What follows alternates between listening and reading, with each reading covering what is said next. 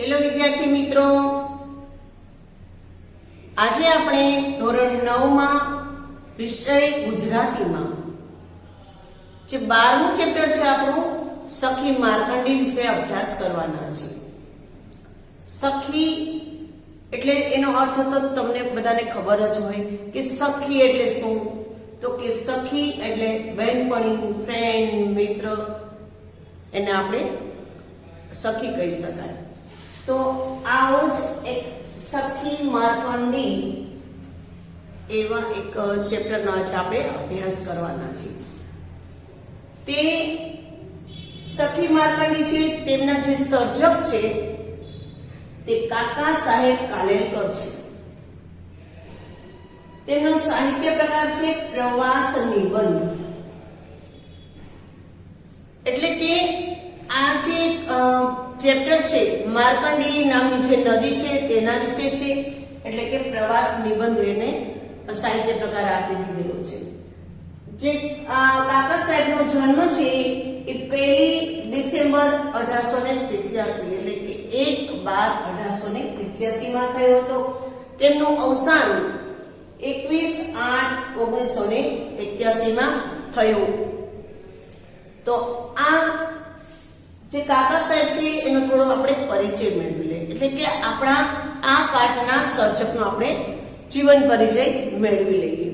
એમનો પૂરું નામ છે, એટલે કે આ સર્જકનું પૂરું નામ છે દત્તાત્રેય બાલકૃષ્ણ કાલેલકર।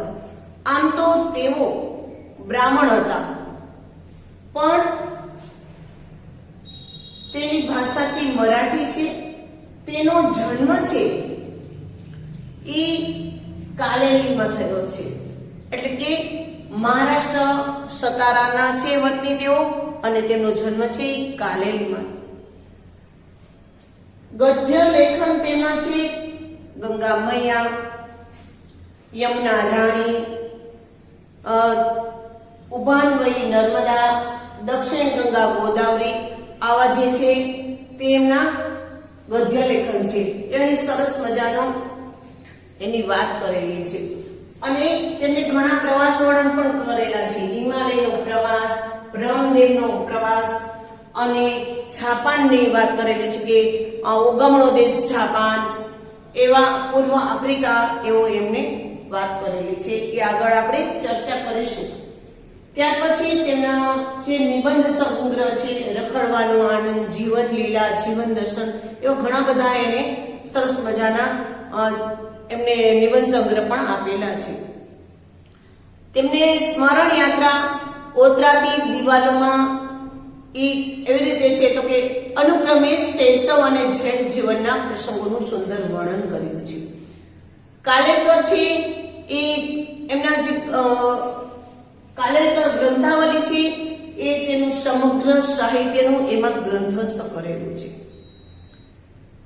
તો આપણે તેની વાત કરીએ કે તેમને અટક એટલે કે સરનેમ કાલેલકર કેવી રીતે પડી, તો કે તેમનો જન્મ કાલેલીમાં થયો છે, તો કે તેના નામ સાથે તેમના ગામનું નામ પણ જોડાઈ ગયું, અને તેમને અટક એટલે કાલેલકર પડ્યું। હવે આ કાકા સાહેબનો જન્મ આપણે કીધું કે 1 ડિસેમ્બર 1885 માં થયો હતો। તો એ સંયોગ પણ એવા છે કે તે જ મહિનો અને વર્ષ એ ભારતીય રાષ્ટ્રીય કોંગ્રેસની શરૂઆતનો તે જ સાલ અને મહિનો છે। દત્તાત્રેય એમનું પૂરું નામ છે, પણ એમના પિતાજીનું નામ બાલકૃષ્ણ છે, તેમની માતાનું નામ રાધાબાઈ હતું, અને તે 6 ભાઈ બહેન હતા। 6 ભાઈ બહેનમાં જે કાકા સાહેબ છે એ સૌથી નાના હતા। તેમને પ્રાથમિક જીવન મરાઠીમાં જ લીધું હતું, અને તે પૂનામાં ફિલોસોફી વિષય ઉપર તેમને BA ની ડિગ્રી મેળવી અને LLB ની પણ ડિગ્રી મેળવી। આ સાથે તેમણે 1828 માં ગુજરાત વિદ્યાપીઠના કુલ નાયક તરીકે સેવા આપી હતી।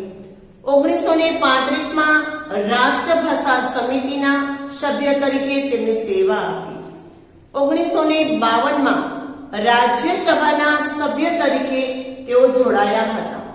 તેઓ 1953માં બેકવર્ડ ક્લાસ કમિશનના પ્રમુખ પણ રહ્યા હતા. 1959માં ગુજરાતી સાહિત્ય પરિષદના પ્રમુખ તરીકે તેમને સેવા આપી. 1964માં તેમને પદ્મ વિભૂષણનો ખિતાબ પ્રાપ્ત થયો હતો અને 1965માં દિલ્હી સાહિત્ય અકાદમી એવોર્ડ મળ્યો. આ બે તેના અભ્યાસની અને તેમને મળેલા જે પદો છે એટલે કે સત્તા હતી તેમની વાત કરી. પણ તેમને તેમના જીવનની જે મહત્વની રચનાઓ વિશે વાત કરી છે, રચના લખી છે, તે છે જીવન સંસ્કૃતિ અને જીવન વિકાસ, જીવન સૌરભ અને ગુજરાતીમાં ગાંધી યુગ વગેરે તેમની મહત્વની રચના હતા. અને તેમને જે જીવન ચરિત્રને લગતી જે રચના છે તે હતી બાપુની ઝાંખી અને મીઠાના પ્રતાપે. આ એની બંને જીવન ચરિત્રને લગતી રચનાઓ તેમણે લખી હતી. વિદ્યાર્થી મિત્રો, આપણે જ્યારે પણ ભણતા હોય છે ત્યારે ગુજરાતીમાં જ અભ્યાસ કરીએ એટલે આપણને સમજાતું હોય છે, કારણ કે આપણે ગુજરાતી ભાષા જાણીએ છીએ.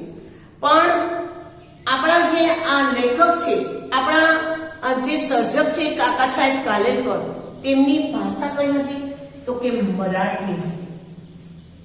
મહારાષ્ટ્રના વતની એટલે મરાઠી ભાષા, પણ તેમણે ગુજરાત વિદ્યાપીઠમાં અધ્યાપક અને આચાર્ય પદે રહ્યા હતા ગુજરાતમાં. અને મરાઠી ભાષા હોવા છતાં તેને ગુજરાતી ભાષામાં ઉત્તમ સાહિત્યનું સર્જન કર્યું છે. એટલે કે તેણે જે બધું લખેલું છે, નિબંધો લખેલા છે, પોતાની ગ્રંથાવલી છે, એ મોટા ભાગે ગુજરાતીમાં જ કરેલું છે. ગુજરાતી ભાષામાં આપણને આ સાહિત્ય આપેલું છે. એટલે આપણા જે રાષ્ટ્રપિતા છે ગાંધીજી, તેમણે એમને એક નામ આપીને તેમને બિરદાવ્યા છે સવાઈ ગુજરાતી. એટલે કે ગુજરાતીઓ કરતા પણ સવાઈ એટલે કે વધારે સરસ મજાનું જેણે સર્જન કર્યું છે એવા કાકા સાહેબને તેમણે સવાઈ ગુજરાતી નામનું બિરુદ આપ્યું. આપેલા આપણે 8મામાં વાત કરેલી હતી કે રાષ્ટ્રીય શાયર કોને બિરુદ આપ્યું છે, તો તમને ખબર છે કે ગાંધીજીએ રાષ્ટ્રીય શાયર કહીને કોને નવાજ્યા હતા તો કે યાદ આવી ગયું, ઝવેરચંદ મેઘાણીને. તો અહીંયા કાકા સાહેબને ગુજરાતી ભાષામાં જે ઉત્તમ આપણને સાહિત્યનું સર્જન કરીને આપેલું છે તેને લીધે તેમનું સવાઈ ગુજરાતી એવું નામ કર્યું છે. કાકા સાહેબ આ એક પ્રવાસ નિબંધ છે. તો એનો કાકા સાહેબ જે આ પ્રવાસ નિબંધ આપણને આપી દીધેલો છે, એના જે આ પ્રવાસ નિબંધમાં સરસ મજાની એક વાત કરેલી છે નદીની. તો હવે આપણે તે આ પાઠના સારાંશ જોઈએ, એટલે કે પાઠનો પરિચય પહેલા મેળવી લઈ, પ્રસ્તાવના જોઈ લઈ. કાકા સાહેબ કાલેલકરનો પ્રવાસ નિબંધ સખી માર્કંડી, ભારતની નદી જે છે એના વિશે એમના પુસ્તક છે લોકમાતા, એમાંથી લેવામાં આવેલું છે. અને આમ જોઈએ તો એ કહે છે કે આ જે નદી છે પોતાના ગામ પાસે જ વહેતી હોય છે. તેનું નામ છે માર્કંડી. અને તેનું કાકા સાહેબનું જે બાળપણ છે તે આ નદીના કિનારે જ વીત્યું છે, એટલે કે તેની સાથે જ વીત્યું છે. રોજે તેની સાથે હળતા મળતા ત્યાં જતા એવો એક વિશેષ ભાવ તેની સાથે તેમને અનુભવ્યો છે. આ નિબંધમાં લેખકે નદીને પોતાની સખી રૂપે આલે છે. સખી રૂપે આમ તો આપણે જોઈએ છીએ કે નદીને આપણે માતા કહીએ છીએ, પણ અહીં લેખક તેને માતા નથી કહેતા, પણ એક સખી સ્વરૂપે એને બતાવે છે અને આલેખે છે. એમના ગામ પાસેની આ વહેતી માર્કંડી, એની પાસે તેમનું એની સાથે આ વહેતી માર્કંડી સાથે, આ વહેતી માર્કંડી નદીની સાથે તેના એક બાળપણ વિતાવ્યું છે. એમાં એવો વિશેષ ભાવ એની સાથે અનુભવ્યો છે. સખી માર્કંડી છે એનો કાંઠો રૂપાળો ન હતો, ત્યાં છતાં પણ ત્યાં નરી શાંતિ એને જોવા મળે છે.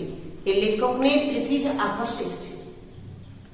મોટા થયા તેઓ જ્યારે ગામડે આવે છે ત્યારે અચૂક તેઓ માર્કંડેયને મળ્યા વગર રહેતા નથી. માર્કંડેયને મળવા જાય છે, પણ હવે તે જુએ છે કે માર્કંડેય જે પેલા ગેલ કરતી, તેમની સાથે રમતી, તે હવે ગેલ કરતી નથી. શું કરે છે તો કે જરાક સ્મિત કરીને મૌન ધારણ કરે છે, કારણ કે હવે તેમને ગંભીરતા આવી ગઈ છે. એટલે પોતાને એવું લાગે છે કે પોતાની ઉંમરની સાથે જ જાણે માર્કંડેય પણ ગંભીરતા લઈ લીધી હોય એવું તેમને લાગે છે. માર્કંડેયનું સૌંદર્ય, એની મૈત્રી, નિકટતા વર્ણવી અને લેખકે નદીનું અલગ સ્વરૂપ અહીંયા પ્રગટ કર્યું છે. વિદ્યાર્થી મિત્રો, આપણી સંસ્કૃતિમાં નદીને લોકમાતા કહે છે, કેમ કે જે આપણું પાલન પોષણ કરે છે તેને આપણે માતા કહીને બોલાવીએ છીએ. તો નદી પણ આપણને મીઠું જળ આપે છે, મીઠું પાણી આપે છે, અને તેને લીધે આપણે જે ખોરાક મેળવી શકીએ છીએ, પાણી મેળવી શકીએ છીએ, તે નદીને લીધે છે. કારણ કે અન્ન જે ઉગાડી અને પાક જે થાય છે, જેનો આપણે ખોરાક લઈએ છીએ, એટલે જ કે અન્ન ઉત્પન્ન થાય છે. તો કે કોને લીધે? તો કે આ નદીઓને લીધે.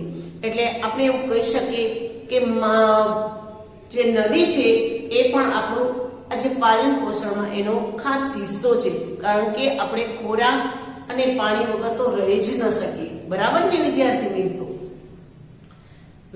મિત્રો? આ માર્કંડેય નદી છે, તેની સાથે એક પૌરાણિક કથા જોડાયેલી છે. કથા એટલે કે વાર્તા જોડાયેલી છે. એ આપણે થોડીક સમજાવીએ કે વાર્તા શું છે. આમ તો તે આપણા અભ્યાસમાં પણ આપી દીધેલી છે, પણ જે થોડી ટૂંકમાં આપેલી છે, આપણે તેની વિગતે ચર્ચા કરીએ. કે એક મુકડુ ઋષિ જે હતા, જે ધાતા ઋષિના પુત્ર કહેવાય છે, એવા મુકડુ ઋષિ છે, તેમને સંતાન ન હતું. બંને પતિ અને પત્ની એટલે કે મુકડુ ઋષિ અને તેમના પત્ની ખૂબ જ ચિંતામાં હતા, કારણ કે તેમના ઘરે એક બાળક ન હતું. પણ તેમને શંકર ભગવાન ઉપર ખૂબ જ શ્રદ્ધા હતી, વિશ્વાસ હતો, અટલ વિશ્વાસ.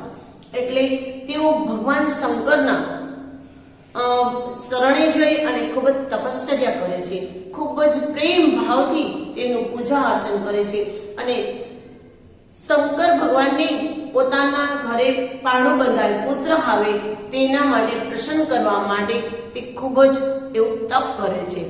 અને આ તપથી શંકર ભગવાન જે પ્રસન્ન થાય છે અને તેમને આ જે સંતાન માટેનું વરદાન માંગવાનું કહે છે. પણ પહેલા આ વરદાન આપતા શંકર ભગવાન એટલે કે મહાદેવજી ભોળાનાથ મુકડુ ઋષિને કહે છે કે હું તને સંતાન તો આપું, પણ આ સંતાન માટેના બે વિકલ્પો છે. કોઈ પણ તારે એક ચોઈસ કરવાનો છે, એકની પસંદગી કરવાની છે. મુકડુ ઋષિને કહે છે કે પહેલું એવું છે કે એક બાળક જે 16 વર્ષની આયુષ્ય ધરાવતો હશે, પણ શું હશે તો કે સદગુણી બાળક થશે, કુલનો ઉદ્ધારક થશે. એની આયુષ્ય ફક્ત 16 વર્ષની હશે. જ્યારે બીજો છે તો એ 100 વર્ષની આયુષ્ય ભોગવનાર થશે, પણ એ બાળક કેવો હશે તો કે મૂઢ હશે, ગમાર હશે, મૂર્ખ હશે. હવે એ બે બાળકમાંથી કોઈ પણ એક બાળકની પસંદગી તમારે કરવાની છે. આ સાંભળીને મુકડુ ઋષિ છે એ મુશ્કેલીમાં મુકાઈ ગયા કે કયું બાળક પસંદ કરું આમાંથી. 16 વર્ષ તો પોતાની ચિંતા થાય છે કે 16 જ વર્ષની આયુષ્યવાળું બાળક, અને આમ જોવે તો જે 100 વર્ષ પણ જીવે એવું પણ એક બાળક છે. પણ આવી મુશ્કેલીમાં તેને પોતાની પત્નીને મદદ લેવાનું સૂઝ્યું.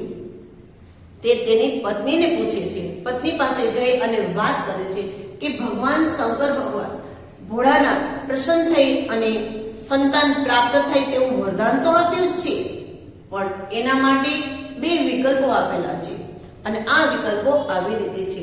જ્યારે તે મુકડુ ઋષિના એવા સદગુણી પત્ની કે જે તેનો તરત ઉકેલ લાવે છે, તેમના પતિને કહે છે કે સ્વામી, જો 16 વર્ષનો પુત્ર હશે અને સદગુણી હશે, જ્ઞાની પુરુષ હશે, તો તે કુળનો ઉદ્ધારક બનશે.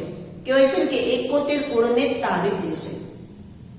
અને જો 100 વર્ષનો હશે, મૂર્ખ હશે, કમાર હશે, તો એ કુળનો નાશક થશે. એટલે તેમની પત્નીએ તેમને સલાહ આપી કે આપણે 16 વર્ષનો જ ભલે પુત્ર હોય, પણ સદગુણી અને જ્ઞાની પુત્ર જોઈએ છે. એટલે ભગવાન શંકર પાસે મુકડુ ઋષિ 16 વર્ષનો પુત્ર માંગે છે, એટલે કે એવો વર માંગે છે, એવું વરદાન માંગે છે કે ભલે મને તમે 16 વર્ષનો જ પુત્ર આપો, પણ જે સદગુણી છે એટલે આવા પુત્રની તે માંગણી કરે છે.